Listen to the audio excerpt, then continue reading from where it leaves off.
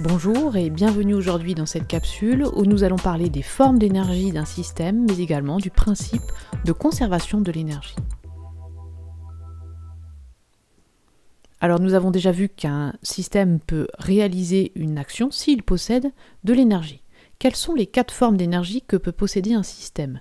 Eh bien, il y a l'énergie cinétique, l'énergie potentielle de pesanteur, l'énergie interne et l'énergie de masse. Et simplement ces 4 formes.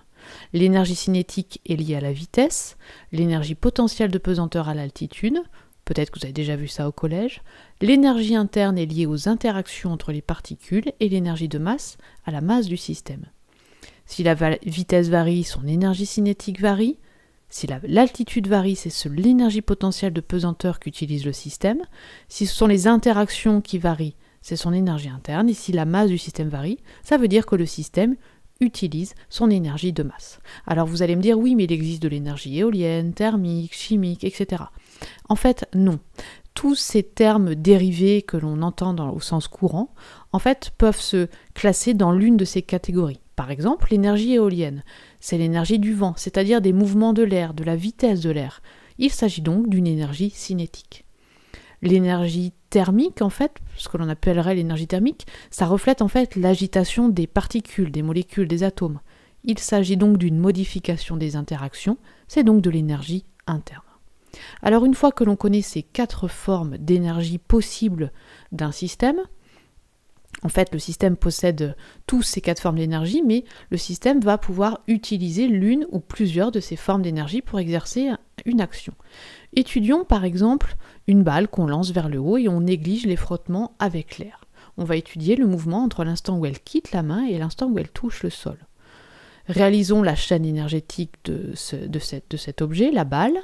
Son altitude et sa vitesse varient, donc son énergie cinétique et potentielle de pesanteur varient. La balle ne reçoit pas d'énergie pendant son mouvement, il ne cède pas d'énergie pendant son mouvement puisqu'on néglige les frottements avec l'air.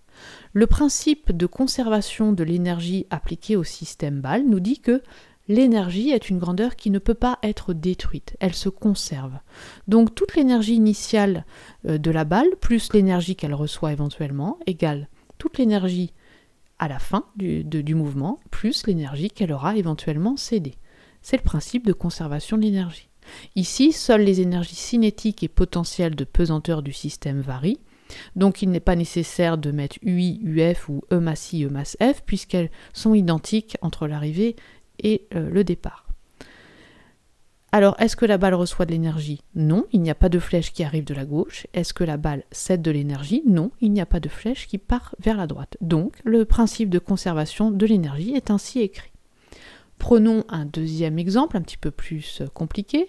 Ici, un skieur qui dévale la piste et on ne néglige pas ici les frottements avec la neige. Réalisons la chaîne énergétique. Le skieur et les skis vont transférer de l'énergie à la neige. Par quel type de transfert? Par le transfert thermique. Il suffit par exemple de frotter vos mains l'une contre l'autre, ça chauffe. Eh bien, dès qu'il y a des frottements, il y a un transfert thermique entre les objets. Quelles sont les formes d'énergie du système skieur plus ski qui varient? Sa vitesse et son altitude varient, donc EC, EPP. Il n'y a pas de modification des interactions du skieur ni de sa masse. La neige, quelle est la forme d'énergie de la neige qui varie? Eh bien, la neige, elle fond. C'est-à-dire qu'il y a une transformation physique. Donc, l'interaction entre ces particules est modifiée, c'est de l'énergie interne. Appliquons maintenant le principe de conservation de l'énergie, ici au système skieur plus ski. Donc UI plus énergie reçue égale EF plus énergie cédée. Ici, seules les énergies cinétiques et potentielles de pesanteur varient. Maintenant, est-ce que le système a de l'énergie reçue? Non, pas de flèche qui arrive de la gauche. Est-ce qu'elle cède de l'énergie? Oui, par transfert thermique, c'est-à-dire Q. Un autre exemple, on peut aussi appliquer ce principe de conservation de l'énergie sur, ici, la chaîne énergétique, mais au système neige.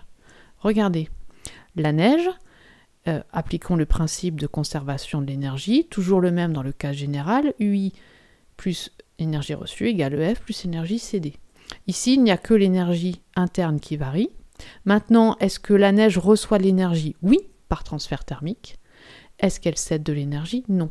Donc attention, ici, Q est reçu alors que tout à l'heure il était cédé. Donc il faut bien faire attention lorsque vous appliquez votre principe de conservation de l'énergie. Que devez-vous retenir dans cette capsule? Vous devez retenir qu'il existe 4 formes possibles et uniquement 4 formes d'énergie. Il faut bien identifier les formes d'énergie du système qui varient et les transferts avant d'appliquer le principe de conservation de l'énergie ici. Voilà, je vous dis à bientôt pour une prochaine capsule.